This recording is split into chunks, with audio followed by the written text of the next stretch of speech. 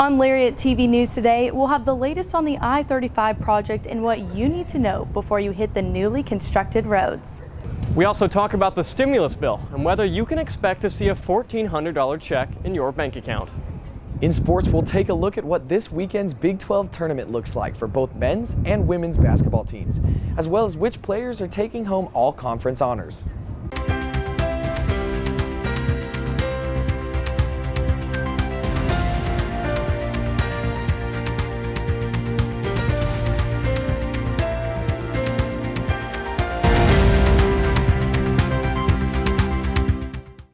Welcome back to Lariat TV News, Baylor family. Thanks for joining us. I'm Grace Smith. And I'm George Schroeder. We're bringing you this week's special edition newscast from outside of the studio and in front of Moody Memorial Library to adhere to social distancing guidelines. We have lots to cover today, so let's begin with the latest news on the stimulus bill and how it can impact you.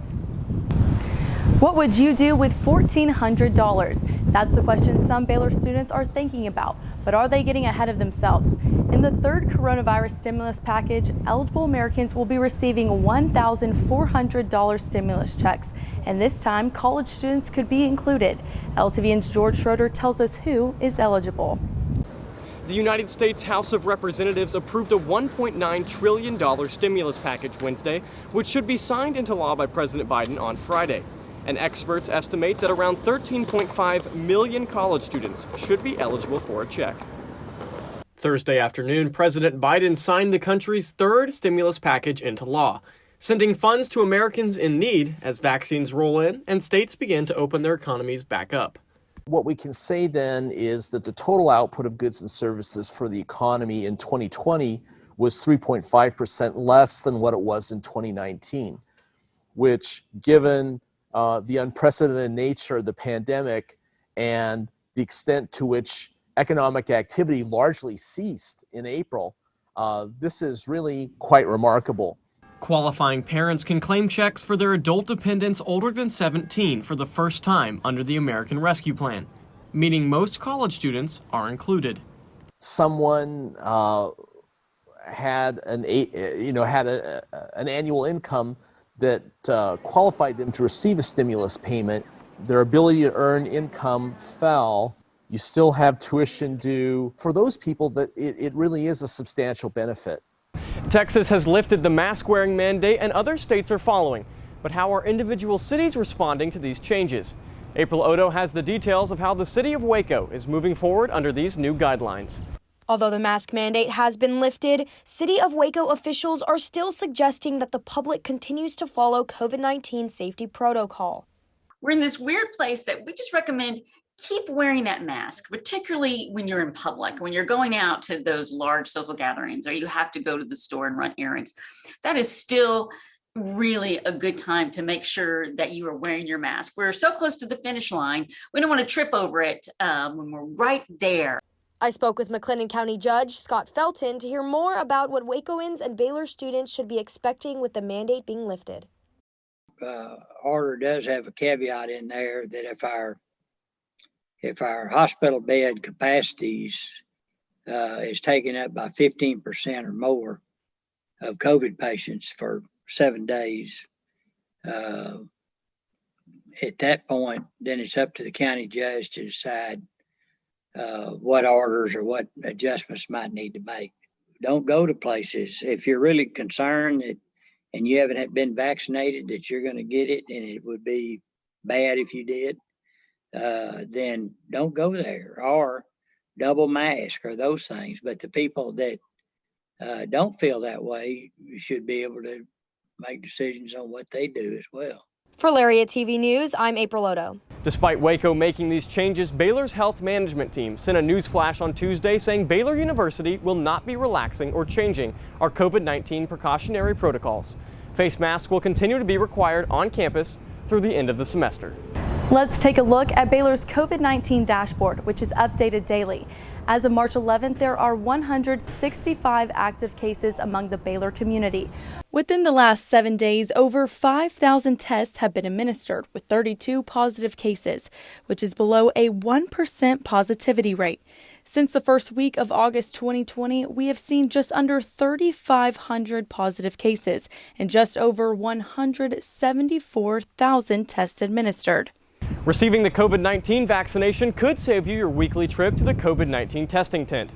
You must be fully immunized, meaning you are 15 days past receiving both required doses of the Moderna and Pfizer vaccine, or 15 days after the one required dose of the Johnson & Johnson vaccine. At that point, you will not be required to take your weekly COVID test for at least 90 days. Once those 3 months have passed, you will receive further instructions on how to resume weekly testing. You must fill out the COVID-19 testing exemption request form, which can be found in the email sent out by the university last Monday. Baylor's medical director, Dr. Sharon Stern, encourages students to get the vaccine if they are eligible. I think it's always a good idea to get the vaccine, and especially if you're in a group that, right now we can't open it up to everyone, but if you are working in education or in healthcare related fields, I think it's crucial that you get it. You can expect a smoother ride as you head southbound on I-35 from campus. A traffic switch occurred Wednesday morning, marking the halfway point on this multi-million-dollar construction project. I got the first look at the new main lanes. Here's what you need to know before you hit the road. Traffic alert. The I-35 construction project has hit its halfway mark. Overnight, TxDOT plans to shift the southbound I-35 traffic to the newly completed main lane south of Business 77. So around 10 p.m. tonight, the I-35 southbound traffic will be moved off onto the frontage road. And as you're sleeping tonight, crews will be out here working on the last few finishing touches in preparation for the morning traffic to hit that long-awaited brand new white pavement. The shift onto the new road is expected to occur around 10 a.m. Wednesday morning. Once the shift is completed, the roadway people take on Tuesday will look different than the roadway they take on Wednesday. And a smoother ride can certainly be expected when traveling on these new lanes. We would suggest that drivers give themselves plenty of time. They slow down in the work zone and read the directional signs. They will have changed overnight. Also, be patient with one another on the roadway. The roadway will look very different, so we want drivers to give each other a little extra time as everyone gets used to the new configuration.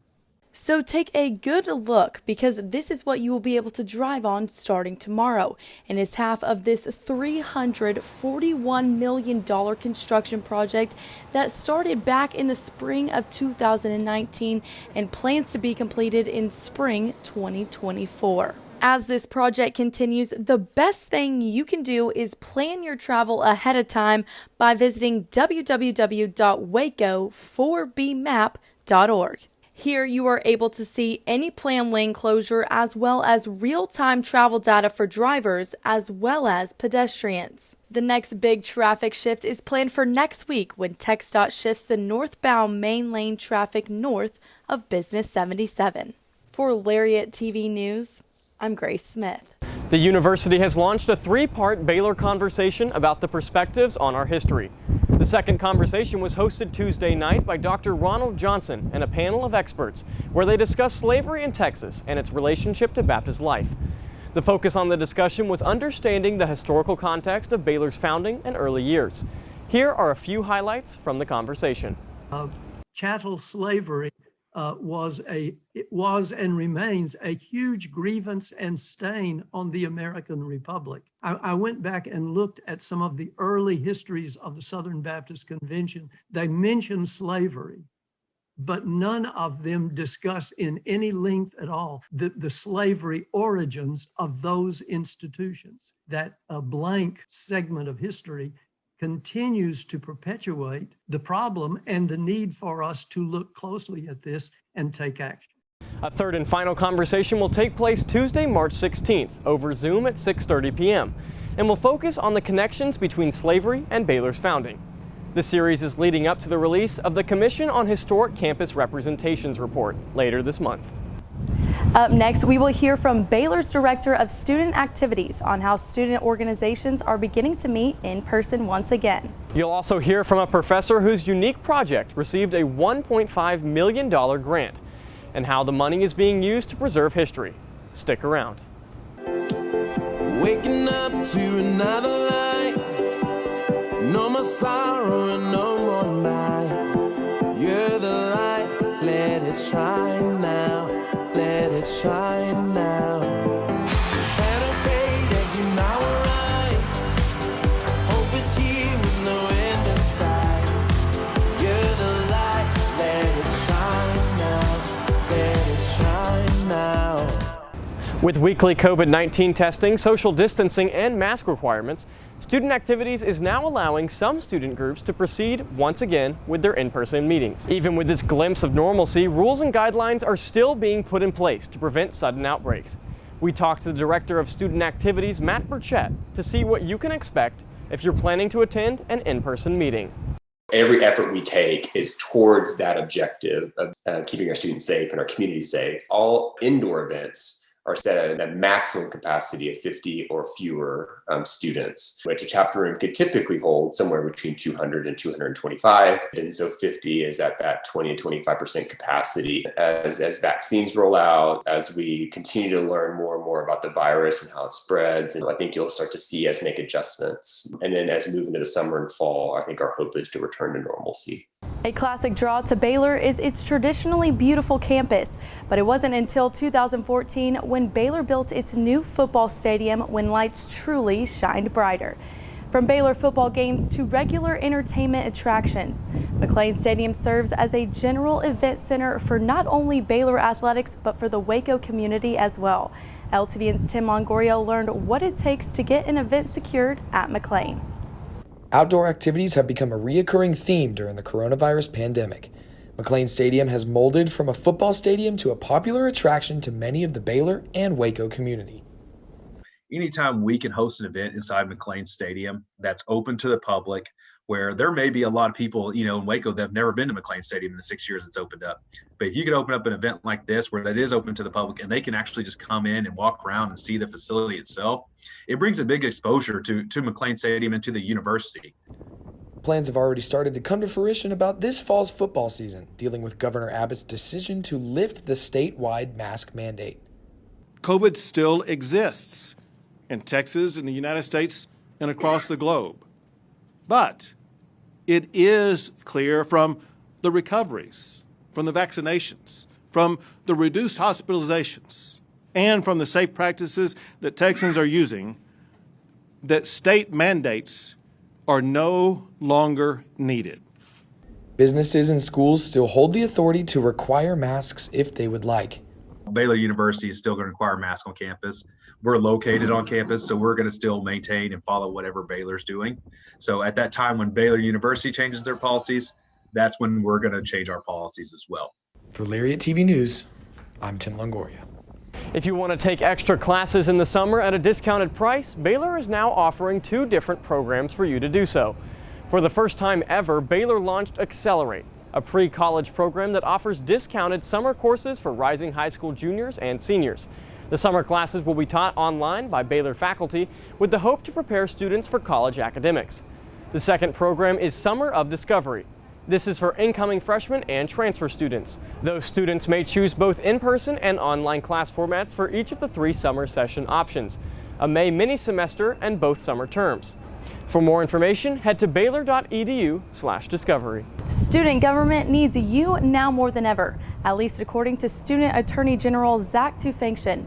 Student government is encouraging you to apply or run for any of the roughly 100 available positions.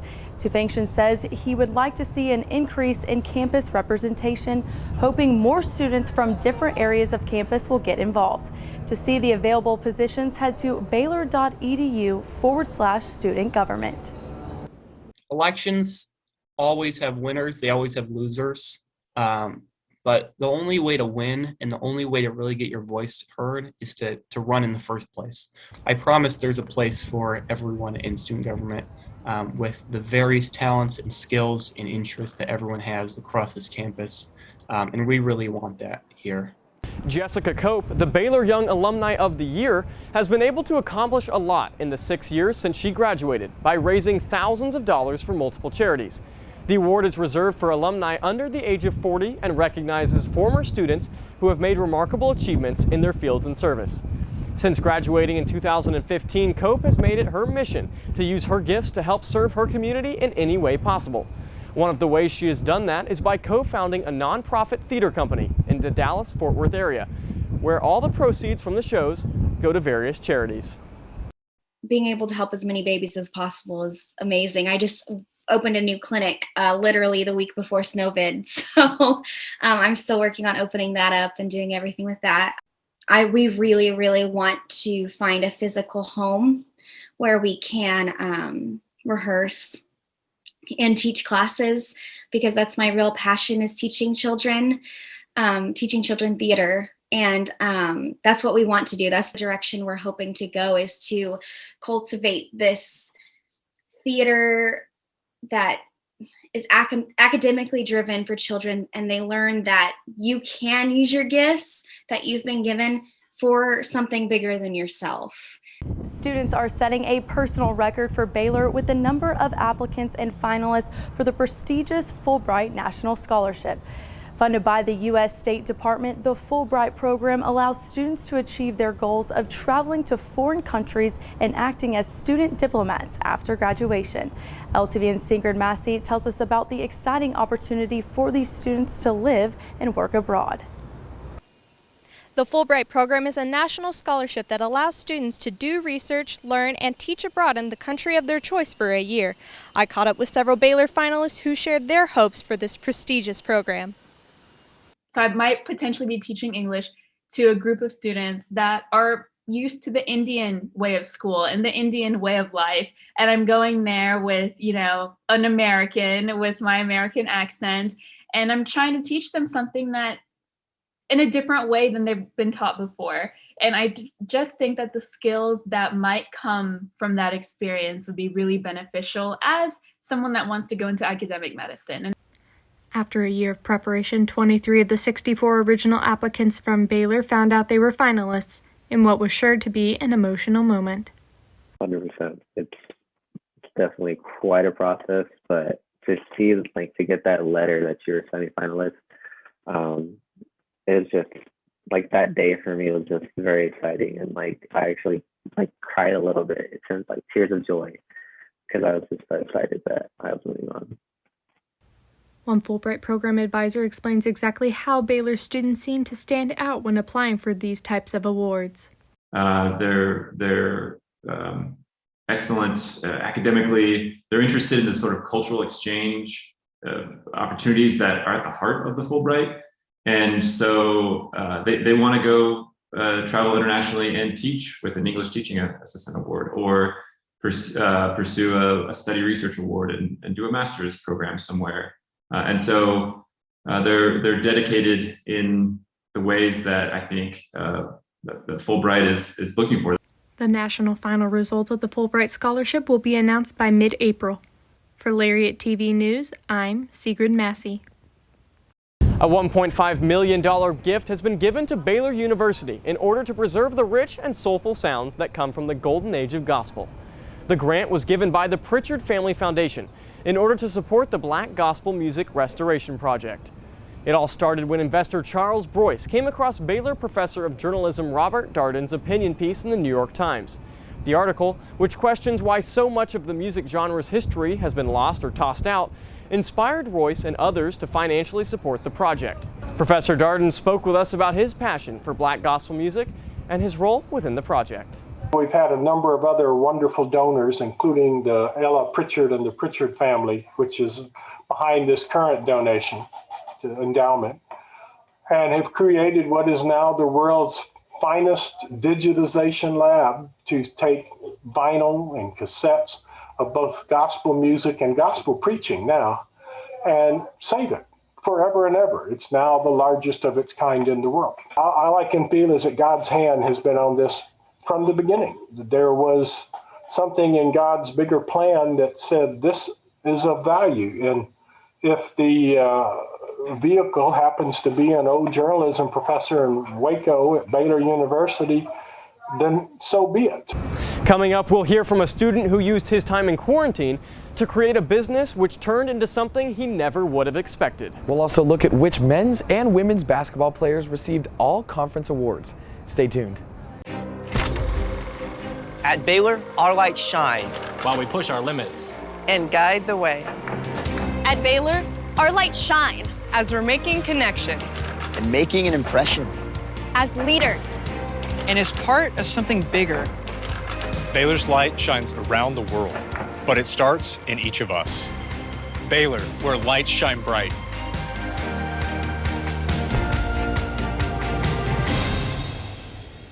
Tournament season is finally here, and March Madness is so close that you can almost taste it.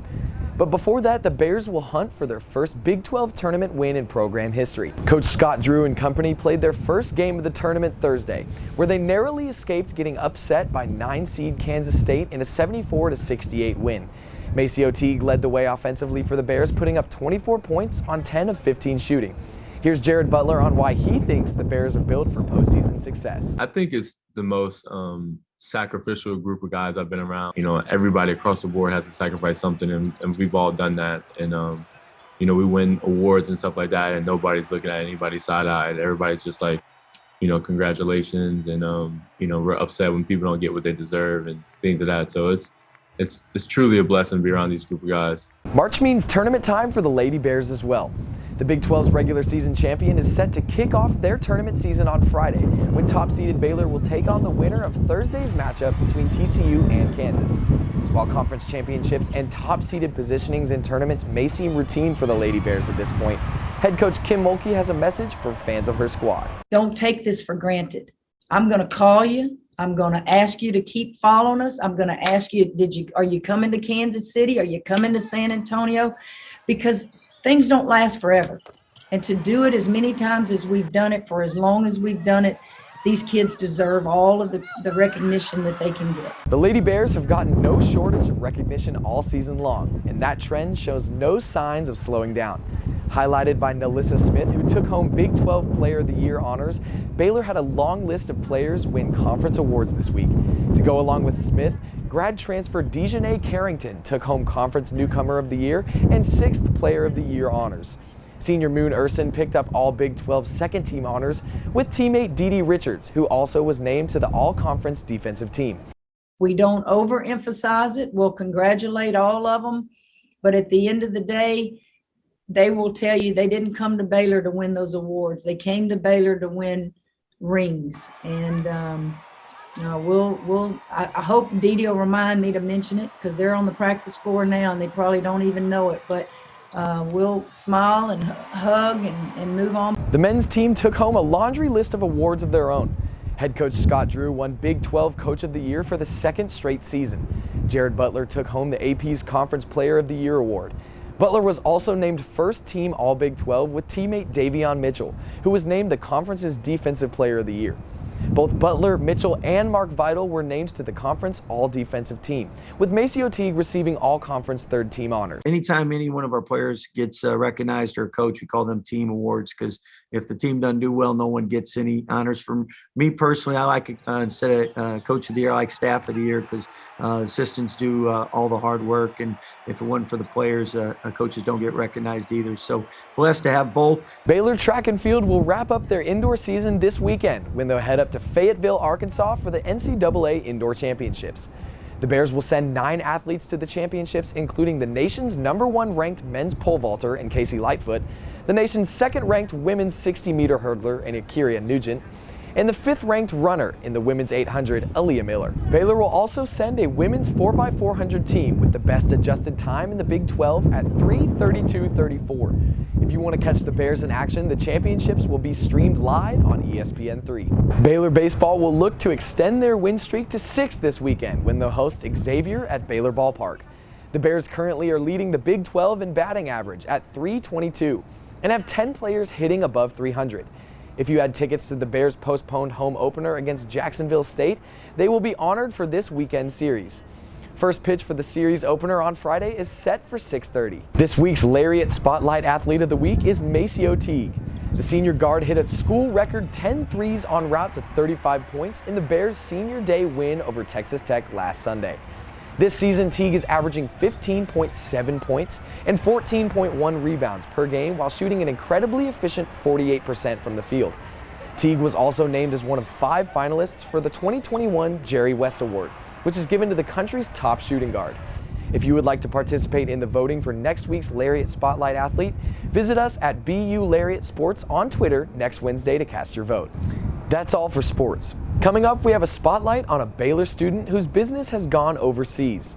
That's right. We'll get an inside look at this booming business. Stay tuned. The best and brightest are drawn to Baylor, where those from many backgrounds with many talents shine together before casting their light outward to illuminate the world. Through transformational learning opportunities that are grounded in Christian faith and service, and research that impacts lives and communities. Baylor University, a place where lights shine bright. Quarantine has left many people with extra time on their hands, and one Baylor student used his time to create a clothing line. To his surprise, his business grew bigger than he'd ever expect, selling his products not only nationwide but also abroad. LTVN's Marquise Cooley gives us a look inside his growing company. When Dallas created his website and clothing brand, he never imagined it would be acknowledged by people overseas. It was super exciting. I don't know how anyone from the Netherlands even saw my stuff, but it was cool. I looked at a lot of the analytics, and I did get a lot of traffic over in the Netherlands and in England, and then I got a good amount of traffic over from China itself too. Memento Mori Vita Vivet. It means remember that you must die, live life, and is the name as well as the inspiration of Dallas's brand. After coming across the motto his freshman year with his best friend, he decided to research and relate it to his own life, giving him the idea to put his emotions into his clothes. So most of my collections typically have to do something with me or anything that's currently a problem in society or something that I'm going through personally. So basically, the reason why I love it so much is because it's like an extension of myself, and the more people that buy or the more people that follow me or seem interested in it essentially care about me and my emotions and my feelings. So it's kind of heartwarming. For Lariat TV News, I'm Marquise Cooley. It's always fun getting to see a fellow Bear flourish in their element. That's all for this week on Lariat TV News Today. Thanks for joining us. We'll see you again next Friday. To stay up to date with all of our stories, head to BaylorLariat.com. Stay safe and sick 'em Bears.